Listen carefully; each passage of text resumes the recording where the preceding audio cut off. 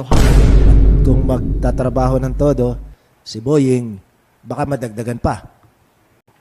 Parang, or another note, all the while we've been made to believe na si VP Sara will not appear personally dun sa impeachment court. Pero nasa news ngayon, may condition siya para mag-appear dun eh.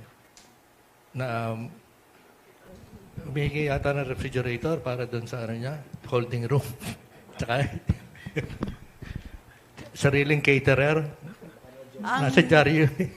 Ang alam po namin is that nung pumunta si Attorney Lopez as reported in media, ay nakipag-discuss with kay Attorney Bantug, the clerk of the impeachment court, about administrative, so-called administrative matters. So kung ano po yung mga hiningi siguro.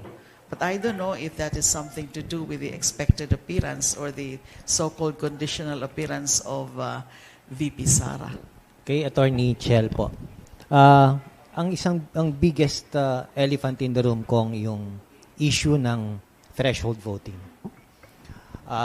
Without going into the merits of this issue, may we know kung when can this be considered a justiciable issue at kailan pwedeng pumasok yung Korte Suprema para tuldukan itong usapin na ito? Magandang tanong yan. Actually, balikan natin yung isang naging kaso noong pang 1949. Yun naman ang naging issue doon ay yung quorum ng Senado. Doon kasi natin makikita kung kailan nila pwedeng iakyat sa Supreme Court ang issue.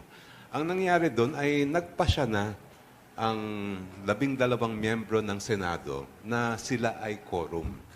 At doon na lang inakyat ng kabilang panig yung issue. Dahil doon na lang nagkaroon talaga ng tinatawag natin na konkretong question na dapat pagdesisyonan ng ating Korte Suprema.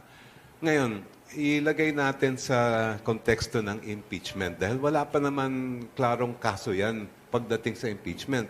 Yung Avellino versus Cuenco ay quorum ang pinag-uusapan. Pagdating sa impeachment, sa ngayon, wala pa naman botohan. Mangyayari yan under the Senate rules pag natapos na yung pagpepresenta ng ebidensya ng magkabilang panig at one count per article magbobotohan ang mga senator judge natin. So, sa tingin ko, kung ang magiging batayan natin yung dating mga kaso ng Supreme Court, ito ay personal kong opinion ha, magiging justiciable issue lamang yan pagka nangyari na, nagkabotohan na. At na umabot doon sa issue na ilan ba talaga? Let's say, ang naging vote ay 16 or more. O di wala na ang issue. Let's say, ang naging vote ay hindi man lang umabot ng 12, wala rin issue. Pero, let's say, umabot ng 14 or 15, doon lang magkaka-justiciable issue. Dahil doon lang pwedeng may magsabing senator, sandali lang, kung 14, let's say, 21 ang members, o di 2/3 na dapat yon. Doon na lang maaaring iakyat yan at pagdesisyon ng ating Supreme Court. Yan ang aking opinion. I totally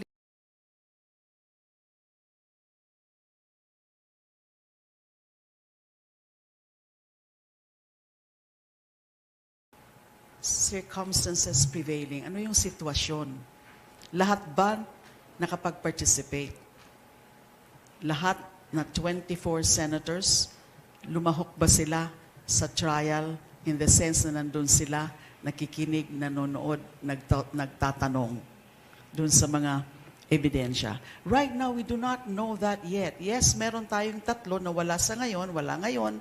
Yung isa nagtatago, fugitive from justice. Yung 2, nakakulong. Yung isa tried to ask permission already. Si Senator Jinggoy Estrada tried to ask permission from Sandigan Bayan na payagan siya na mag-attend. It was denied. Now, at the time of the voting, ganun pa rin ho ba ang magiging sitwasyon?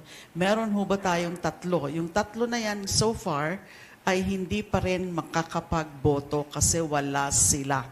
They're not physically present. They're not functioning as senator judges. Ang pinakatanong, tama po ba yun? Under those circumstances, is it fair? Is it just? Is it reasonable? Is it logical?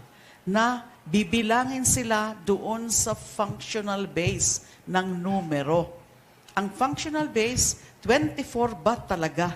Even if may ilan-ilan na outside, yung tinatawag sa Avelino versus Cuenco, outside of the coercive powers of the Senate, of the impeachment court.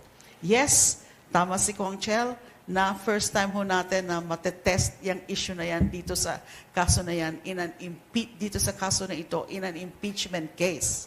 Wala pa hong naging issue on the interpretation of the two-thirds, ano yung functional or numerical base. Is it really 24, 23, 22? Depende sa kung sino-sino talaga, ilan talaga yung tunay na nakapag-participate doon sa session.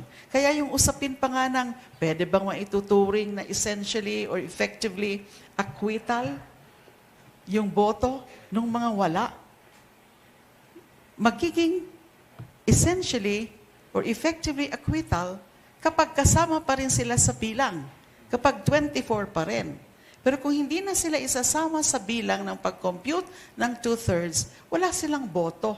So hindi pwedeng sasabihin na essentially acquittal yung mga boto ng mga wala ngayon. Ang importante, are they within or outside the coercive powers of the impeachment court? Pwede ba silang makompel?